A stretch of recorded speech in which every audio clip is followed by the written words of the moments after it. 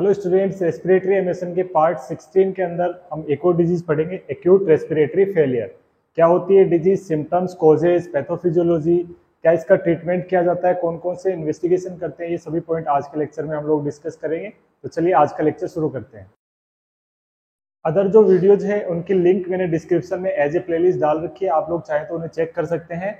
तो आज हम लोग बात करेंगे एक्यूट रेस्पिरेटरी फेलियर के बारे में। क्या होता है डिजीज, तो सबसे पहले डेफिनेशन देखते हैं।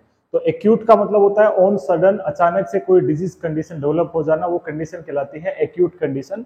और यहाँ पर क्या हो रहा है, रेस्पिरेटरी फेलियर हो रहा है। ठीक है, अब रेस्पिरेटरी फेलियर का मतलब क्या होता है उसको समझते हैं। तो it is sudden life threatening medical emergency in which lungs are failure in, lungs fail हो जाते हैं। किसके अंदर फेल होते हैं, गैस एक्सचेंज के अंदर, यानी O2 और CO2 का जो एक्सचेंज होता है वहां पर, उसमें फेलियर हो जाते हैं। या फिर CO2 को जो है बाहर निकालने में, एलिमिनेशन ऑफ CO2 के अंदर वो फेलियर हो जाते हैं। तो ये कंडीशन को हम लोग बोलते हैं रेस्पिरेटरी फेलियर। इसकी वजह से क्या होगा, बॉडी के अंदर वेंटिलेशन परफ्यूजन जो है इम्बैलेंस हो जाता है, जिसकी वजह से ये दो कंडीशन अराइज हो जाती है। वेरी इंपॉर्टेंट क्वेश्चन पॉइंट है कि रेस्पिरेटरी फेलियर किसको कहते हैं हम लोग, जब ये दोनों कंडीशन अराइज हो जाए। पहली कंडीशन है हाइपोक्सीमिया, ठीक है, ब्लड के अंदर जो है ऑक्सीजन की कमी हो जाए, ऑक्सीजन का लेवल क्या हो जाए, डिक्रीज हो जाए। दूसरा हाइपर कैप्निया, यानी CO2 का लेवल ब्लड के अंदर बढ़ जाए। इन दोनों को हम लोग चेक करते हैं एबीजी एनालिसिस से। ठीक है, एबीजी एनालिसिस पे डिटेल वीडियो बना रखा है, आप लोग उसको चेक कर लेना। तो एबीजी सैंपलिंग करके ब्लड को जो है आर्टीरियल सैंपलिंग करके या फिमोरल आर्टरी से सैंपल लेकर के आर्टीरियल सैंपलिंग में आर्टीरियल ब्लड गैस को हम लोग चेक करते हैं। तो जिसमें PaO2 यानी पार्शियल प्रेशर ऑफ ऑक्सीजन और पार्शियल प्रेशर ऑफ CO2, इन दोनों इम्बैलेंस हो जाता है। PaO2 जो नॉर्मल होता है वो होता है 80 से 100 mm ऑफ Hg, जो कि 50 से कम हो जाता है इस कंडीशन में। और PaCO2 नॉर्मल होता है 35 से 45 mm ऑफ Hg, जो कि 50 से ज्यादा हो जाता है। ठीक है, तो यहाँ पर रिमेंबर 50 हम लोग याद रख सकते हैं कि अगर 50 mm Hg से ऑक्सीजन का लेवल कम हो जाए और CO2 का लेवल 50 mm ऑफ Hg से ज्यादा बढ़ जाए, तो उस कंडीशन को आप क्या कहोगे, रेस्पिरेटरी एक्यूट रेस्पिरेटरी फेलियर कहोगे। ठीक है, ऑन सडन। इसकी वजह से क्या होगा, ब्लड की जो पीएच है, क्योंकि CO2 का नेचर एसिडिक होता है, हाँ, तो उसकी वजह से क्या होगा, ब्लड का पीएच जो कि नॉर्मली 7.35 से 7.45 होता है, वो घट जाता है। ठीक है, जिसकी वजह से बॉडी में एसिडोसिस की कंडीशन डेवलप हो जाती है।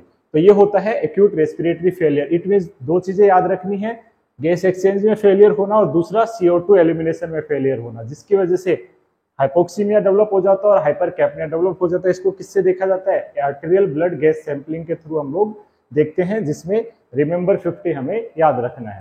एक्यूट रेस्पिरेटरी फेलियर के हम लोग कोजेज या इटियोलॉजिकल फैक्टर्स की बात करें तो लंग्स से रिलेटेड जितने भी डिजीजेज हम लोगों ने पढ़ी है वो सभी यहाँ पर इटियोलॉजी हो सकती है। जैसे airway obstruction in case of asthma and COPD के अंदर ऐसा हो सकता है। लंग इंजरी हो जाए, जैसे रिब इंजरी या न्यूमोथोरेक्स हो जाए, ठीक है, जिसकी वजह से एयर्स जो होती है प्लूरल कैविटी में इकट्ठा हो जाती है, लंग्स को कोलैप्स कर देती है, एपिलेक्टेसिस होता है, उस तरीके के डिजीज। इन्फेक्शन जैसे न्यूमोनिया, TB, फ्लोरेसी, एम्पाइमा, इस तरीके के इन्फेक्शन जो है फ्लूइड बिल्डअप वहां पर एल्वियोलाइज में कर सकते हैं।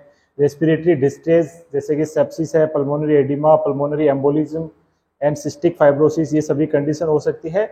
और कुछ ड्रग्स जैसे सेडेटिव्स एंड ओपियोइड्स होती है, जैसे मॉर्फिन सल्फेट होता है, इनकी अगर ओवरडोज हो जाए तो वहां पर रेस्पिरेटरी डिस्ट्रेस या रेस्पिरेटरी फेलियर हो सकता है। इसके अलावा कुछ केमिकल इंजरी हो जाए या केमिकल इनहेल कर लिया जाए या फिर इंजेस्ट एस्पायरेट कर लिया जाए लंग्स के अंदर, तो उन सभी की कंडीशन की वजह से एक्यूट रेस्पिरेटरी फेलियर हो सकता है। और ये सभी जो डिजीज है वो हम लोग ऑलरेडी 1 by 1 करके इसी रेस्पिरेटरी एमिशन के अंदर पढ़ चुके हैं। ठीक है, इसके अलावा हम लोग बात करते हैं क्या क्या सिम्टम्स अराइज होते हैं।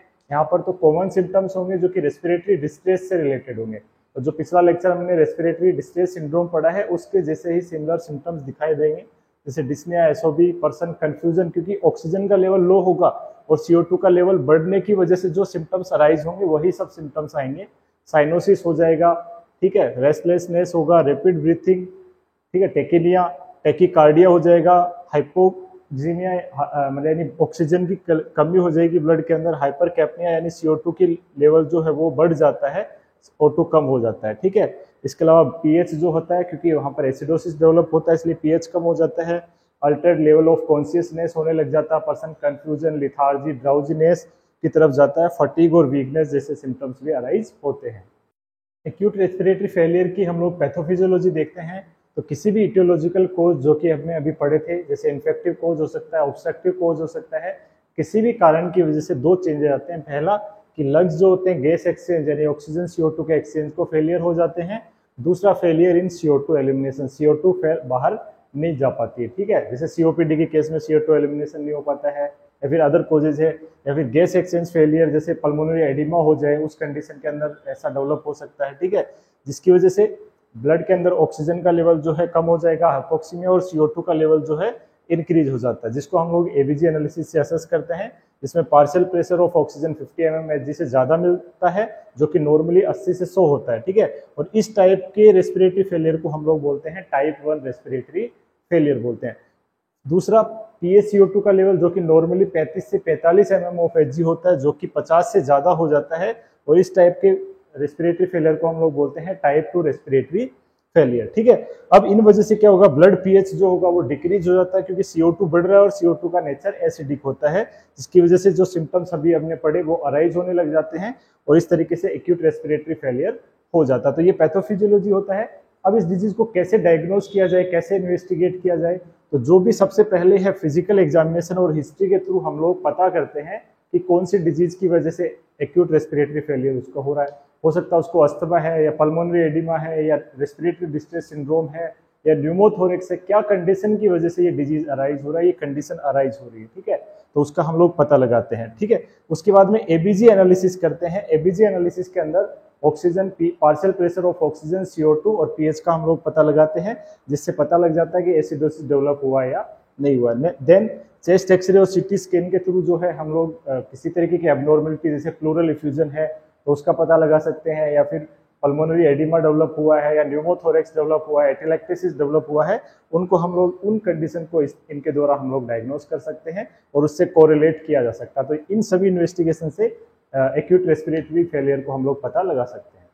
सबसे लास्ट में एक्यूट रेस्पिरेटरी फेलियर के ट्रीटमेंट की बात करते हैं कि क्या क्या ट्रीटमेंट किया जाता है। तो सबसे पहले गोल होता है कि जो भी कंडीशन जिसकी वजह से एक्यूट रेस्पिरेटरी फेलियर हुआ है उस कंडीशन को पहचानना, कि वो अस्थमा है या ट्यूबरकुलोसिस की वजह से हो रहा है, न्यूमोनिया की वजह से हो रहा है, न्यूमोथोरेक्स की वजह से, उस कंडीशन को डायग्नोज करना है। देन आफ्टर उसी के अकॉर्डिंग जो है ट्रीटमेंट स्टार्ट किया जाता है। तो कुछ जनरल ट्रीटमेंट है, जैसे ऑक्सीजन थेरेपी है, 100% ऑक्सीजन की तरफ यहाँ पर जा सकते हैं, जिससे कि ऑक्सीजन का लेवल इंप्रूव हो जाए। दूसरा, मैकेनिकल वेंटिलेटर के द्वारा भी जो है ऑक्सीजन लेवल को बढ़ाया जा सकता है, CO2 के लेवल को कम किया जा सकता है, और मैकेनिकल वेंटिलेटर पे डिटेल वीडियो मैंने बना रखा, आप लोग देख लेना।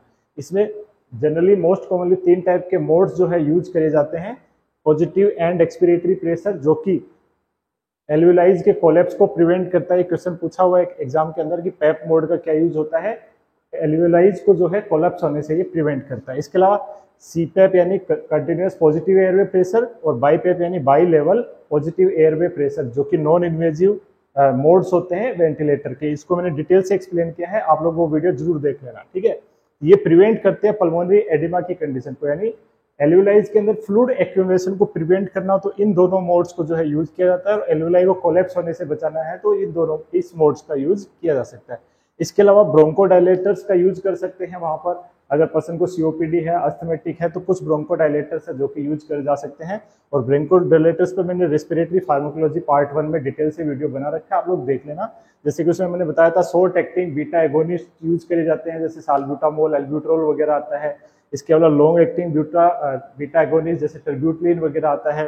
तो अगर किसी को क्रोनिक एक्यूट अस्थमा है, एक्यूट अटैक आया, अस्थमेटिक अटैक आया है, तो वहां पर ये ड्रग ऑफ चॉइस होते हैं। लेकिन अगर कोई पर्सन अस्थमेटिक है बट अटैक नहीं आया है, तो उस टाइम पे ये जो है ड्रग ऑफ चॉइस होते हैं।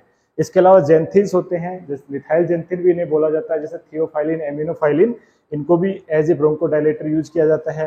जैसे एंटीकोलिनर्जिक होता है, जैसे इप्राट्रोपियम ब्रोमाइड होता है, जो कि COPD के केस में, ठीक है, COPD के केस में अगर पूछा जाए कौन सा ब्रोंकोडायलेटर एज ए चॉइस होता है, तो वो होते हैं एंटीकोलिनर्जिक, इप्राट्रोपियम ब्रोमाइड होता है। इसके अलावा एंटीहिस्टामिन्स होते हैं, जो कि एलर्जिक कंडीशन को प्रिवेंट करने के लिए यूज किए जाते हैं। अगर किसी पर्सन को ओपियोइड टॉक्सिसिटी की वजह से एक्यूट रेस्पिरेटरी फेलियर हुआ है, तो वहां पर जो है नैलोक्सोन यूज किया जाता है, जो कि रेस्पिरेटरी स्टिमुलेंट का काम करता है। इसके अलावा सेडेटिव, जैसे कि बेंजोडाइजिपिन होते हैं, सेडेटिव हिप्नोटिक्स होते हैं। तो बेंजोडाइजिपिन्स की अगर टॉक्सिसिटी हो जाए किसी पर्सन को, तो उस केस में भी रेस्पिरेटरी फेलियर हो सकता है। तो उसको रिवर्स करने के लिए फ्लूमाजेनिल जो है एज ए एंटीडोट यूज करते हैं। और ये दोनों ही क्वेश्चन जो है इंपॉर्टेंट है, कई बार एग्जाम्स के अंदर पूछे जा चुके हैं। इसके अलावा अगर कोई इन्फेक्टिव कोज है तो उस केस में रेस्पेक्टेड जो है एंटीबायोटिक्स यूज करी जाती है। जैसे हम लोग बात करते हैं ट्यूबरकुलोसिस है या न्यूमोनिया है, तो वो डिजीज हम लोग ऑलरेडी डिटेल से पढ़ चुके हैं, तो आप लोग वो देख सकते हैं। तो ये सभी ट्रीटमेंट मॉडलिटीज यूज करी जाती हैं एक्यूट रेस्पिरेटरी फेलियर को ट्रीट करने के लिए। तो स्टूडेंट्स, आज का वीडियो आप लोगों को कैसा लगा कमेंट बॉक्स के अंदर जरूर बताना, और चैनल को सब्सक्राइब तो आप लोगों ने कर ही दिया होगा, बेल आइकन पे जरूर क्लिक कर देना ताकि नेक्स्ट वीडियो आप तक सबसे पहले पहुंचे। Thank you very much.